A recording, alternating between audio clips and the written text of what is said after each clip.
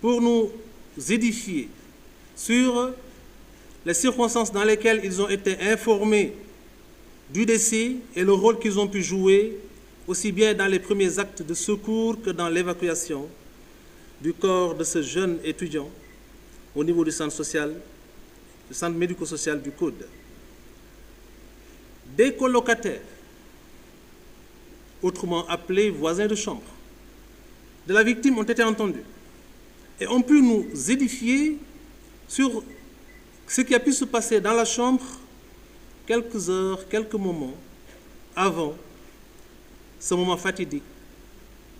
ce moment de drame, ce moment regrettable qui a pu plonger le Sénégal dans un deuil et qui restera à jamais gravé, encore une fois, dans la mémoire collective. Toutes ces auditions, toutes ces constatations, toutes ces exploitations et toutes les réquisitions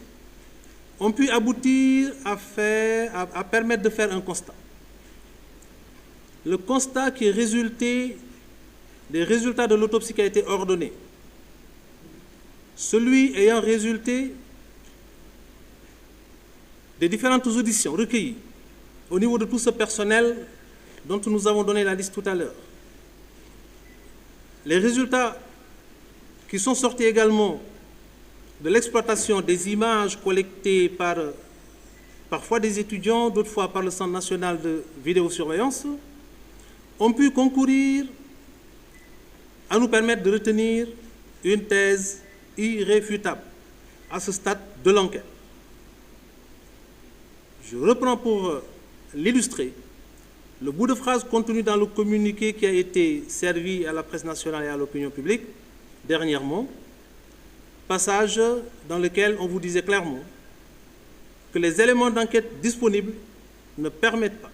de corroborer l'hypothèse ou la rumeur selon laquelle des violences ont été exercées sur la personne d'Abdoulaye Ba. C'est du français. Le parquet de la République, près le tribunal de grande instance hors classe de Dakar, n'a jamais entendu remettre en cause les conclusions expertales d'hommes, de femmes, rompus à la tâche, ayant prêté serment, tout comme nous d'ailleurs, et qui quotidiennement nous accompagnent dans le processus de clarification des procédures que nous avons en charge et qui parfois sont obscurcis par les enjeux et par les intérêts en présence, et que nous parvenons à clarifier, à régler sur la base des résultats des expertises qu'on leur envoie ou qu'on leur confie. Ce que le médecin légiste requis dit dans ses conclusions n'a absolument rien à voir avec la folle rumeur qui laisse entendre que Abdoulaye Ba a été battu à mort. Je vous ai parlé du médecin qui, dans son travail d'expertise et d'autopsie, a pu produire un rapport médical avec, à la base, une planche photographique où on voit clairement un jeune homme parti à la fleur de l'âge,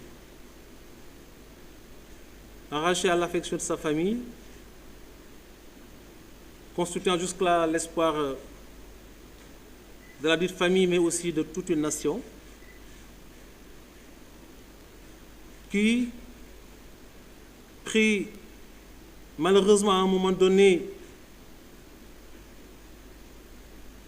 derrière un écran de feu et un miroir de fumée, ne parvenant pas à sortir de cette menace réelle à laquelle il est exposé avec ses autres camarades de chambre, n'a dû son salut qu'à chercher à se sauver en passant par la fenêtre. Abdoulaye Ba est bel et bien l'étudiant qui a sauté du 4e étage du pavillon F et qui malheureusement a atterri sur l'asphalte, ce qui explique les dommages et autres dégâts constatés par le médecin légiste sur le corps de ce jeune étudiant. rien ne permet d'établir ou d'affirmer qu'il a été battu.